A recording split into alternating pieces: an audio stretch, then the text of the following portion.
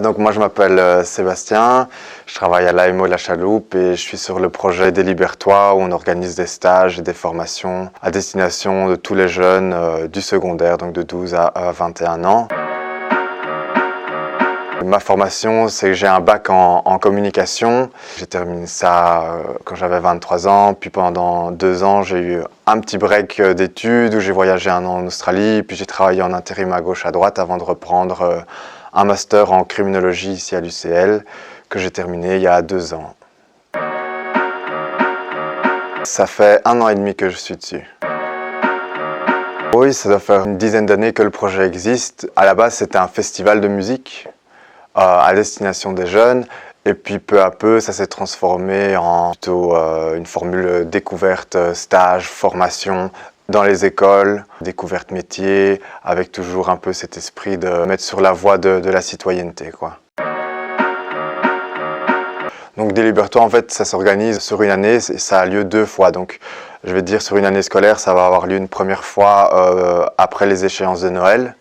Donc là, ici, à Noël, c'est que des formations. Donc au niveau de l'organisation, c'est vraiment avoir un contact avec les écoles, nos formateurs et juste faire correspondre l'offre et la demande. Donc nous, l'offre, c'est les formations, la demande, ce sont les écoles.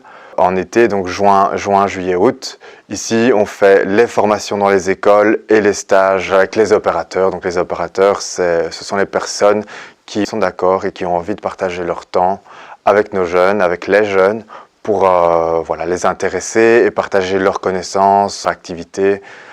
Et donc ça, ici, au niveau de l'organisation, c'est quand même assez conséquent parce que c'est beaucoup de partenaires. En fait, il y a beaucoup de parties prenantes à ce projet. Donc on a les écoles, on a les partenaires communaux, on a les opérateurs, on a certains partenaires jeunesse et puis on a tous les jeunes.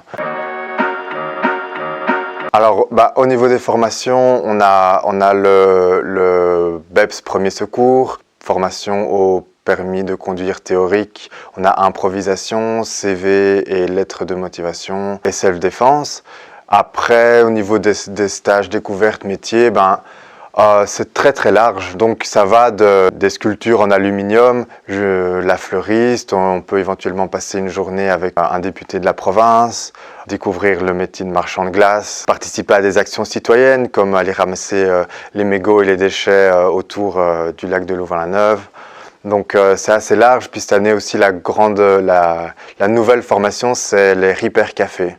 Donc on a proposé ça aux écoles et ça marche assez bien parce que c'est vraiment dans l'air du temps, dans cet esprit de recyclage, avec une animation autour de pourquoi recycler, pourquoi réparer et ne pas jeter. Donc ça balaye vraiment large en fait. Pour nous en tout cas, en tant qu'organisateur et coordinateur de projet, on considère que Délibère-toi, c'est vraiment l'occasion pour les jeunes d'aller là où ils ne peuvent pas aller d'habitude, quoi.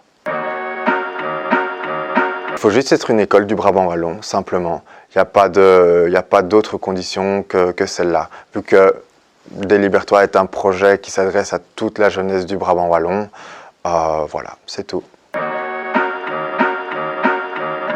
Disons que l'année passée, ça a été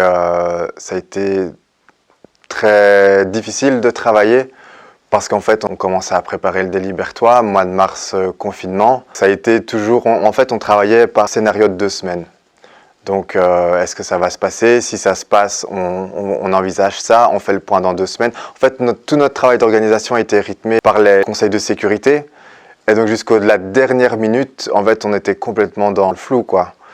Et on nous a finalement les stages ont été autorisés pour les vacances. Donc, je crois qu'en l'espace de 1 mois, on a dû tout réorganiser, ce qu'on fait sur 6 mois. Donc assez chaud, mais assez intéressant, assez challenging pour le projet.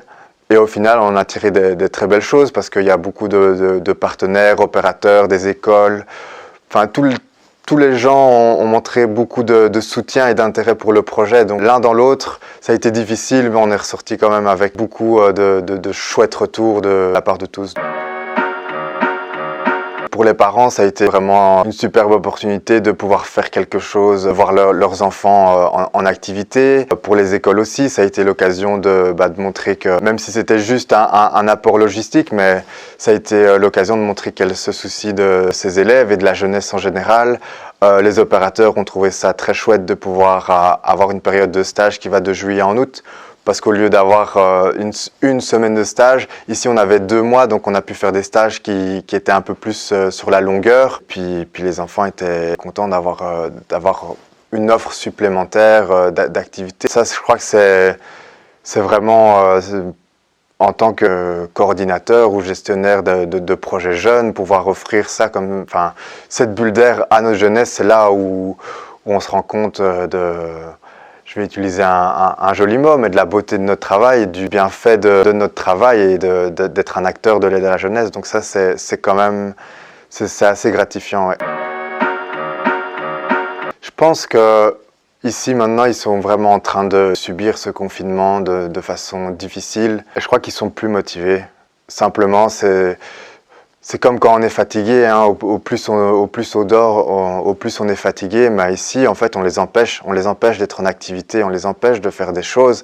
Et forcément, ça fait 4 mois qu'ils sont cantonnés dans leur chambre, pour caricaturer. Et je crois qu'au bout d'un moment, la motivation, elle s'en va et on ne peut pas leur en vouloir. J'avoue, j'aimerais bien avoir un scoop de dingue.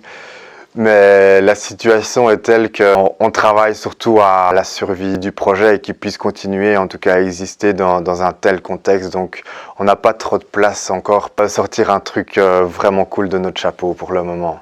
Mais c'est sûr que sans Covid et sans restrictions sanitaires, là, on fera travailler notre créativité au max.